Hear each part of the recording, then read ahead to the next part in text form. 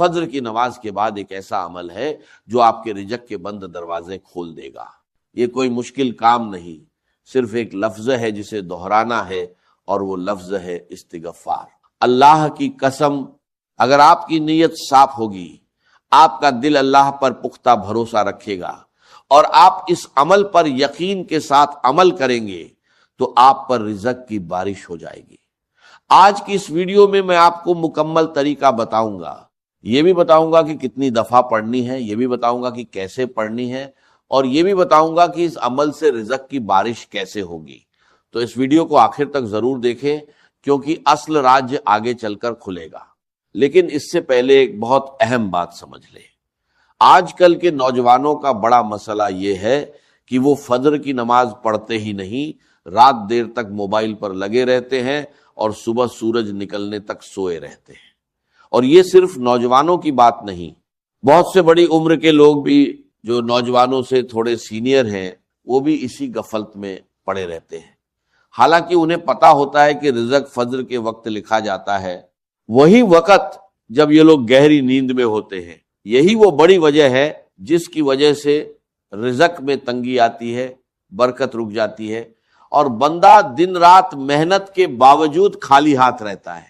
جو وقت اللہ نے رزق کی کشادگی کے لیے رکھا ہے، وہی وقت ہم نیند میں جائے کر دیتے ہیں۔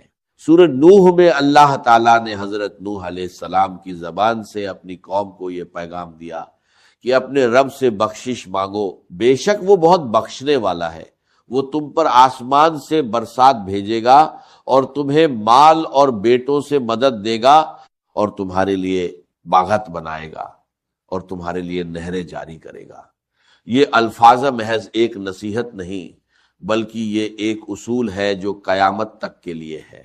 جو گناہوں سے سچے دل سے توبہ کرے گا، جو بار بار استغفار کرے گا، اللہ اس کے رزق کے دروازے کھول دے گا انشاءاللہ۔ سوچیں، ہماری زندگی میں تنگی، قرض، کاروبار میں نقصان، نوکری میں رکاوٹ، یہ سب کہیں نہ کہیں ہمارے گناہوں، غفلت اور فجر کی نماز چھوڑنے کا نتیجہ ہوتے ہیں۔ ہم دنیاوی اسباب پر تو زور لگاتے ہیں، مگر وہ ایک عمل بھول جاتے ہیں جو رزق کے دروازے کھولنے کی چابی ہے۔ فجر کی نماز کے بعد وہ وقت ہے جب دل ابھی پرسکون ہوتا ہے، شیطان کا اثر کم ہوتا ہے اور بندہ اللہ کے قریب ہوتا ہے۔ اسی لمحے میں اگر ہم پختہ یقین کے ساتھ زبان سے استغفار کرنے لگیں تو یہ عمل دل کی گہرائی تک اتر جاتا ہے، اور اللہ کی قسم یہی وہ لمحہ ہے جہاں سے رزق کے دروازے کھلنا شروع ہو جاتے ہیں۔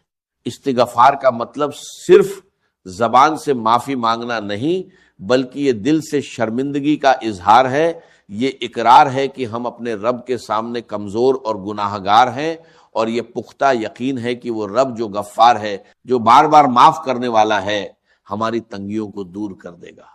لیکن یہ عمل کیسے کریں، کتنی بار کریں، اس کا مکمل طریقہ اور اصل راز آگے آپ کو معلوم ہوگا، اس لیے یہ ویڈیو دیکھنا جاری رکھیں۔ اب سوال یہ ہے کہ وہ لوگ جو فجر کے وقت جاگ جاتے ہیں، نماز پڑھ لیتے ہیں، وہ کیوں پھر بھی رزق کی تنگی میں رہتے ہیں؟ کیا صرف جاگنا اور نماز پڑھنا کافی ہے؟ جواب ہے نہیں، نماز پڑھنا فرض ادا کرنا ہے، مگر رزق کے دروازے کھولنے کے لیے اس کے بعد ایک اضافی عمل درکار ہے جسے اکثر لوگ نظر انداز کر دیتے ہیں۔ وہ نماز پڑھ کر سیدھا اٹھ کھڑے ہوتے ہیں، موبائل اٹھا لیتے ہیں یا دن کی مصروفیت میں لگ جاتے ہیں، اور وہی چند قیمتی منٹ ضائع کر دیتے ہیں جو اللہ نے خاص طور پر قبولیت اور کشادگی کے لیے رکھے ہیں۔ سوچے، جو شخص رات دیر تک سو نہیں پاتا، صبح مشکل سے اٹھتا ہے، پھر بھی اپنے آپ کو مجبور کر کے فجر کی نماز کے لیے کھڑا ہوتا ہے، اللہ کے نزدیک اس کی یہ محنت بہت قیمتی ہے۔ لیکن اگر وہی شخص نماز کے بعد وہاں سے اٹھ کر چلا جائے تو وہ اس محنت کا آدھا فائدہ ہی اٹھا پاتا ہے۔ اصل برکت تو اس وقت میں چھپی ہے جو نماز کے سلام کے فوراً بعد آتا ہے، جب دل ابھی عبادت کی حالت میں ہوتا ہے، جسم ابھی سکون میں ہوتا ہے، اور شیطان کا اثر سب سے کم ہوتا ہے۔ یہی وہ لمحہ ہے جسے علماء نے قبولیت کا خاص وقت کہا ہے۔ یہاں ایک اور بات سمجھ لیں، بہت سے لوگ رزق کے لیے صرف دنیاوی تدبیریں کرتے ہیں، محنت بھی کرتے ہیں، دن رات کام میں لگے رہتے ہیں، مگر روحانی تدبیر کو بھول جاتے ہیں۔ حالانکہ رزق کا اصل مالک اللہ ہے، اور جب تک ہم اس کے ساتھ اپنا تعلق درست نہ کریں، محض دنیاوی محنت رکاوٹوں سے نہیں نکال سکتی۔ فجر کے بعد کا یہ وقت دراصل وہ موقع ہے جہاں دنیاوی تدبیر اور روحانی تدبیر ایک ساتھ جمع ہو جاتی ہے، اور یہی مجموعہ رزق کے دروازے کھولنے کا اصل سبب بنتا ہے۔ اللہ کی قسم، جو شخص یہ سمجھ لے کہ اٹھنا صرف نصف کام ہے اور اس کے بعد کا عمل اصل راج ہے، اس کی زندگی بدلنا شروع ہو جاتی ہے۔ نبی کریم صلی اللہ علیہ وسلم کی زندگی میں ہم دیکھتے ہیں کہ آپ صلی اللہ علیہ وسلم نماز کے بعد بھی اللہ کے ذکر میں مشغول رہتے، فوراً دنیا کی طرف نہ لپکتے۔ یہی طریقہ صحابہ کرام رضی اللہ عنہ نے بھی اپنایا، اور یہی وجہ تھی کہ ان کی زندگیوں میں برکت اور کشادگی نظر آتی تھی، باوجود اس کے کہ ان کے پاس دنیاوی وسائل ہم سے کم تھے۔ تو اگر آپ سمجھتے ہیں کہ فجر پڑھ لینا کافی ہے تو یہ سوچ بدل لیں۔ اصل کام نماز کے بعد شروع ہوتا ہے، اور وہ عمل جو زبان سے نکلنے والا ایک ہی لفظ ہے آپ کی پوری زندگی کی سمت بدل سکتا ہے۔ یہی لفظ ہے استغفار۔ نماز کے سلام کے بعد جائے نماز پر ہی بیٹھے رہے، آنکھیں بند کر لیں یا نیچے نظر رکھیں، اور دل میں یہ سوچے کہ میں اپنے رب کے سامنے اپنے گناہوں کا اقرار کر رہا ہوں اور اس سے رزق کی کشادگی مانگ رہا ہوں۔ اس کے بعد زبان سے کہے استغفر اللہ، یعنی میں اللہ سے بخشش مانگتا ہوں۔ یہ الفاظ 100 مرتبہ دہرائیں۔ 100 کی گنتی رکھنے کے لیے آپ اپنی انگلیوں کے پوروں کا استعمال کر سکتے ہیں، یا تسبیح کے دانے استعمال کر سکتے ہیں، یا موبائل میں کاؤنٹر لگا سکتے ہیں۔ گنتی کا رکھنا ضروری ہے، کیونکہ یہ عمل کی پابندی اور نیت کی سچائی کو ظاہر کرتا ہے۔ یاد رکھیں، یہ الفاظ صرف زبان سے نہ نکالیں، بلکہ ہر بار جب آپ استغفر اللہ کہیں، دل میں اپنے کسی نہ کسی گناہ کو یاد کریں، شرمندگی محسوس کریں اور اللہ سے معافی کی امید رکھیں۔ محض زبان کی حرکت اور دل کی غفلت یہ استغفار کا حق ادا نہیں کرتی۔ اور جو شخص اٹھ کر فجر پڑھنے کی محنت کرتا ہے، پھر یہ 100 الفاظ بھی دل سے کہتا ہے، وہ ان لوگوں سے بہت آگے نکل جاتا ہے جو ابھی تک اپنے بستر میں ہی پڑے ہوتے ہیں۔ کچھ لوگ پوچھتے ہیں کہ اگر فجر کی نماز باجماعت مسجد میں نہ ادا کر سکے، مثلاً خواتین گھر میں نماز پڑھتی ہیں، تو کیا یہ عمل ان کے لیے بھی ہے؟ جواب ہے بالکل۔ یہ عمل مرد و عورت، جوان و بوڑھا، سب کے لیے یکساں ہے۔ اہم بات وقت کی پابندی ہے، یعنی فجر کی نماز کے فوراً بعد، چاہے وہ نماز مسجد میں ہو یا گھر میں۔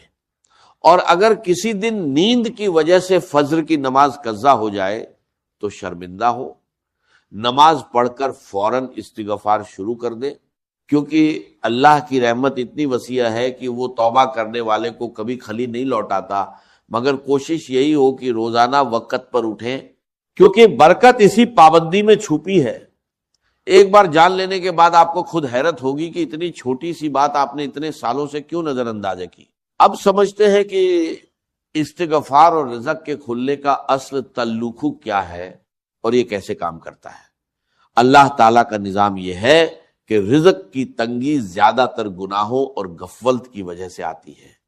نبی کریم صلی اللہ علیہ وسلم نے فرمایا کہ بندہ جب گناہ کرتا ہے تو اس کے دل پر ایک نشان پڑ جاتا ہے، اور یہ نشان اس کے اور اللہ کی رحمت کے درمیان ایک پردہ بن جاتا ہے۔ جب یہ پردہ موٹا ہوتا جاتا ہے تو رزق، برکت اور آسانیاں رکنا شروع ہو جاتی ہیں۔ استغفار دراصل اسی پردے کو ہٹانے کا ذریعہ ہے۔ جتنی بار آپ استغفر اللہ کہتے ہیں، وہ پردہ چھنٹتا جاتا ہے اور اللہ کی رحمت کا راستہ صاف ہونے لگتا ہے۔ علماء بیان کرتے ہیں کہ جو شخص استغفار کو اپنا معمول بنا لے، اللہ اس کے لیے ہر تنگی سے آسانی نکال دیتا ہے، ہر غم سے کشادگی عطا کرتا ہے، اور اسے ایسے رزق سے نوازتا ہے جس کا اسے گمان بھی نہ ہو۔ یہی وہ وعدہ ہے جو آج بھی 1400 سال بعد اتنا ہی سچ ہے جتنا اس دن تھا جب یہ الفاظ کہے گئے۔ رزق کا معاملہ صرف محنت اور اسباب کا نہیں بلکہ اس کے ساتھ دل کی حالت، گناہوں سے پاکیزگی اور اللہ سے تعلق کا بھی ہے۔ اب سوال یہ ہے کہ رزق کھلنے کی نشانیاں کیا ہیں؟ سب سے پہلی نشانی یہ ہے کہ جو کام مہینوں سے رکا ہوا تھا اچانک ایک راستہ نکل آتا ہے۔ دوسری نشانی یہ ہے کہ دل میں غیر متوقع کے سکون آ جاتا ہے۔ پیسوں کی کمی ہونے کے باوجود پریشانی کم ہو جاتی ہے کیونکہ اللہ دل کو یقین اور کنات سے بھر دیتا ہے۔ تیسری نشانی یہ ہے کہ کہیں سے ایسی مدد آ جاتی ہے جس کی امید بھی نہیں تھی، کوئی رشتہ دار، کوئی موقع، کوئی نیا راستہ جو پہلے نظر نہیں آ رہا تھا۔ چوتھی نشانی یہ ہے کہ خرچ کرنے کے باوجود پیسہ کم نہیں ہوتا بلکہ برکت کے ساتھ بڑھتا محسوس ہوتا ہے۔ یہ سب اللہ کے کھولے ہوئے رزق کے دروازوں کی علامات ہیں، اور جو شخص باقاعدگی سے یہ عمل کرتا ہے وہ خود اپنی زندگی میں یہ تبدیلیاں محسوس کرنے لگتا ہے۔ بہت سے لوگ پوچھتے ہیں کہ کتنے دن میں اثر نظر آنا شروع ہوتا ہے۔ سچی بات یہ ہے کہ اس کی کوئی مقررہ مدت نہیں، کیونکہ یہ اللہ کی حکمت پر منحصر ہے، نہ کہ ہماری جلد بازی پر۔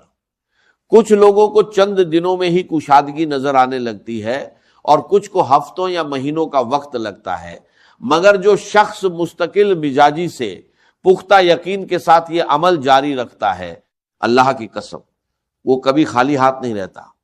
اصل امتحان یہی ہے کہ کیا آپ چند دن کوشش کر کے چھوڑ دیں گے یا اسے اپنی زندگی کا مستقل معمول بنائیں گے۔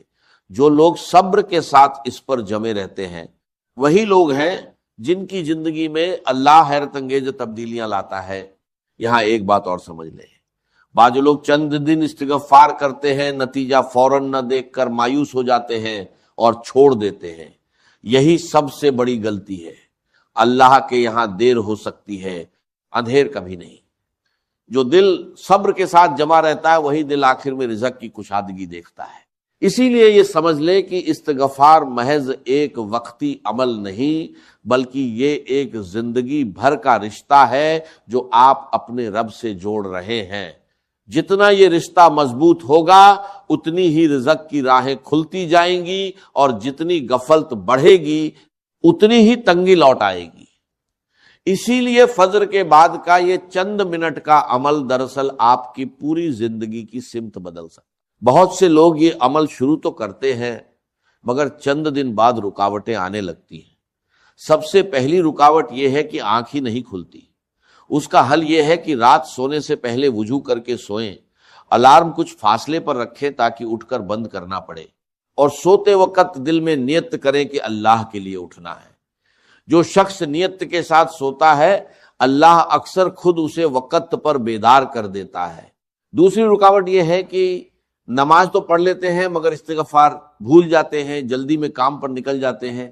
اس کا حل یہ ہے کہ تسبیح یا موبائل کاؤنٹر جائے نماز کے پاس ہی رکھ دیں تاکہ نظر پڑتے ہی یاد آ جائے۔ چھوٹی سی یاد دہانی بڑی غفلت سے بچا لیتی ہے۔ تیسری رکاوٹ صبر کی کمی ہے۔ کچھ دن پڑھ کر جب فوری نتیجہ نہ آئے تو دل مایوس ہونے لگتا ہے۔ یاد رکھیں، بیج بونے کے بعد فصل اسی رات نہیں آتی، وقت لگتا ہے۔ ایک بھائی نے یہ عمل مستقل 3 ہفتے کیا۔ کاروبار میں سخت مندی تھی، قرض بڑھ رہا تھا۔ تیسرے ہفتے کے آخر میں ایک پرانا گاہک واپس آیا اور ایسا آرڈر دیا جس نے سارا قرض چکا دیا۔